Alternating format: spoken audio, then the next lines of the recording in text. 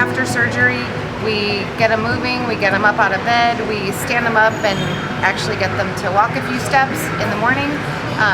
And then that kind of gets them going so that they're a little bit less sore. They're usually pretty sore right away, and then once you get them moving, they feel a little bit better, so they are motivated to move, and then we come back in the afternoon, walk them some more. I think there's a group that had surgery 2 days ago that have already gone up and down the stairs. Day 2, day 3, day 4, our job is to get them up, stretch them, move them, teach them what to do themselves, and get them as independent as possible with their exercises and their movement, their walking.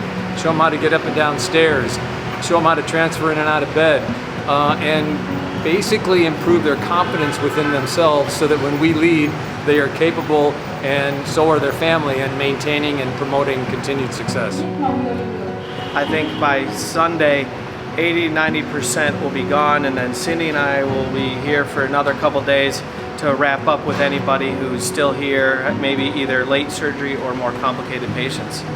You know, I've worked in almost all of the OpWalk missions, and the Vietnamese people are some of the toughest people that we've worked with, the strongest, meaning that they're very capable, they're not as afraid, the pain doesn't get in their minds as much as it might in other people or in other cultures, and so we can push them a little harder, and they accept it and they move forward with it.